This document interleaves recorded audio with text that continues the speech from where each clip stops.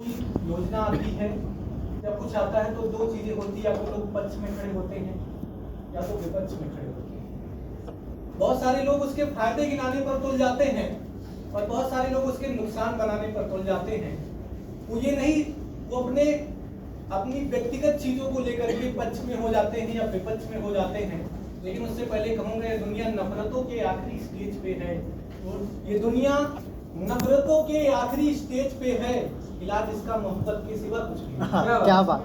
तो मोहब्बत करना सीखें। हमारी किसी से अगर दुश्मनी भी है तो अगर हमें ये पता चले कि हमारा दुश्मन कहीं बाहरी आक्रमण हो रहा है उस पर, तो हमारा ये फर्ज बनता है कि अपने दुश्मन के साथ खड़े हों। क्योंकि बाहर से जब कोई हमला करता है तो हमारा फर्ज बनता है कि हम अपने दुश्मन के साथ भी खड़े हों। और रही बात कर्तव्यों की, एक क्लास में सारे बच्चे इकट्ठा हुए तो अध्यापक क्लास में पहुंचे और अध्यापक ने कहा कि आपका कर्तव्य क्या है। तो बच्चे खड़े हो गए। बच्चे ने कहा कैसे? पूछा गया कक्षा में किससे बड़ा है कौन?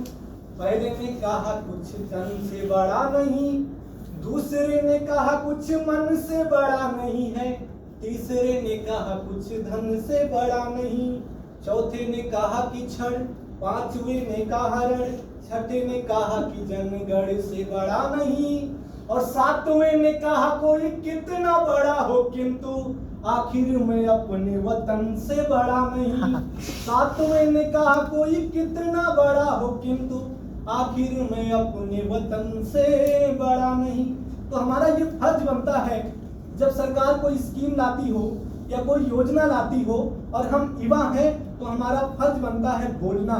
क्योंकि तुम्हारी फाइलों में गांव का मौसम गुलाबी है, मगर ये आंकड़े झूठे हैं, ये दावा किताबी है।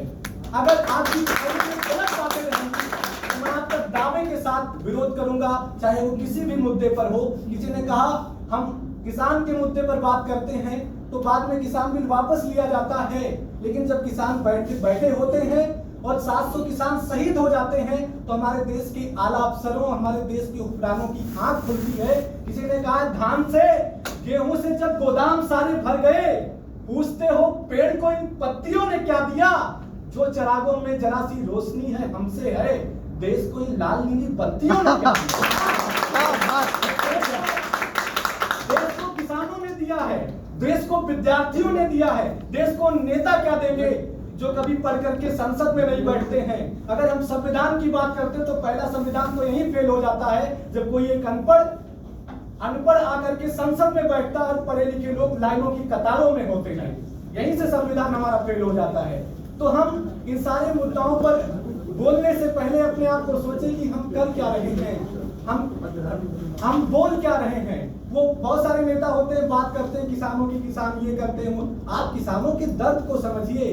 वो किसी ने कहा कि ये चूनर धानी धानी भूल जाते, ये पुरवा की रवानी भूल जाते, जो आकर 4 दिन गांवों में रहते सारी लंतरानी भूल जाते।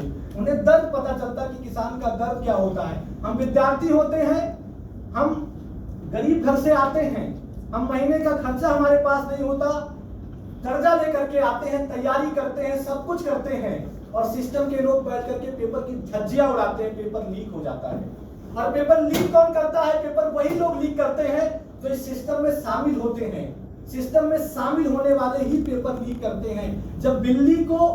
जब दूध की रखवाली बिल्ली को दी जाएगी तो यह निश्चित है कि दूध का हनन होना है।